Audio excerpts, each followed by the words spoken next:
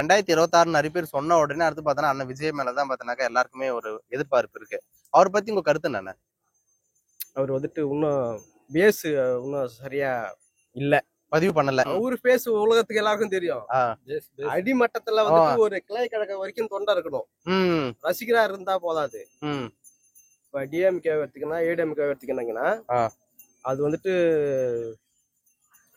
கிளை கழக செயலாளர் கூட பயங்கரமா பேசுவானுங்க. இவங்க ரெண்டு கட்சியிலயும் வந்துட்டு அந்த பேஸ் அதிகமா இருக்கு. பேச்சு திறமை அதுல இந்த மாவட்ட தலைவர்களுக்கு இல்லைன்னு சொல்ல வரீங்களா? மாவட்ட தலைவர் மட்டும் இல்லைங்க, உறுப்பினரே இல்லையே, இன்னும் யாருமே கட்சி தொண்டனாவே இல்லையே, ரசிகனா தானே இருக்கிறான் எல்லாருமே. ஓகே, அவங்களாம் என்னமா மாத்திக்கணும்?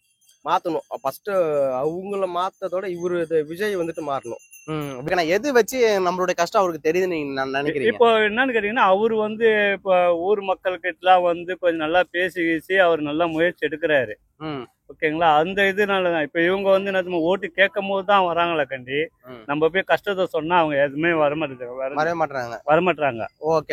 ஓகேங்களா, அதே மாதிரி போலீஸ்காரங்க வந்து என்ன தெரியுங்களா, நம்ம கிட்ட போயிட்டு அவங்க வீட்டாண்ட போய் நம்ம கேட்கறதா இருந்தா அவங்க கிட்டே சேர்க்க மாட்டேன்றாங்க.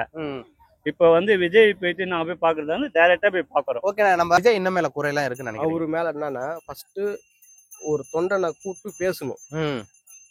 ஒரு கூட்டத்துக்கு போறாருன்னா, இப்ப சென்னையில ஒரு கூட்டம் பேசுறாரு, 3 வாரம் பேசுறாரு, 2 வாரம் பிரச்சனை இல்ல, 3ஆவது வாரத்துல பிரச்சனை. இப்போ பழி வந்துட்டு அரசாங்கத்தை மேலேயா இல்ல ஓ மேலேயான்றத நீ கூப்பிட்டு பிரஸ் மீட்ல கூப்பிட்டு சொல்லணும். கரெக்ட், அதை கூப்பிட்டு சொல்லணும்.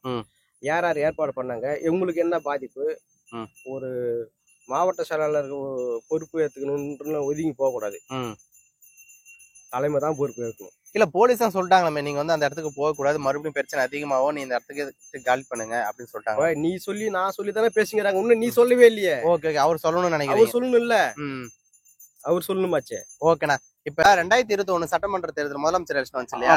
அப்ப மு.க. ஸ்டாலின் ஐயா அவர்கள் எதிர்கட்சியா இருக்கும் போது ஒரு சின்ன பாக்ஸ் மாதிரி பொட்டி மூணு வச்சுட்டு உங்க வீட்டுல குறையெல்லாம் போட சொன்னாங்கல்ல, அது போட்டா அங்க போய் சேரலீங்களே.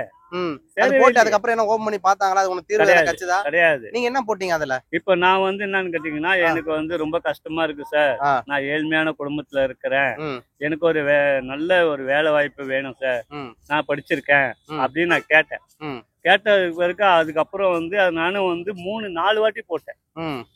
போட்டீங்களா, நான் வந்து 4 வாட்டியும் வந்து நுங்கமாகத்துல அது சட்ட அந்த இது இருக்கு, அவரோட ஆபீஸ் இருக்கு, நான் போய் போட்டு பார்த்தேன். ஆனா ஆக்சுவலா வந்து அது எடுக்கவே இல்லை.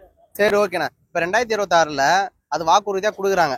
அந்த மாதிரி பாக்ஸ் ஒண்ணு வச்சு உங்களோட வாக்குறுதி எல்லாம் கொடுங்க, உங்க கஷ்டத்தெல்லாம் சொல்லி இதுல எழுதி கொடுங்க, நான் 2026 ஆட்சிக்கு வந்த உடனே உங்களுக்கு அதெல்லாமே நான் வந்து பண்ணிடுறேன்னு சொன்னா நீங்க ஓட்டு போடுவீங்களா? நான் கண்டிப்பா டெஃபினட்டா இன்னைக்கு இந்த வாட்டி நான் யாருக்கும் போடுற மாதிரி ஐடியா இல்லை. ஆனா நான் போறதா இருந்தா நான் என்னால முடிஞ்சது விஜய்க்கு தான் போடுவேன்.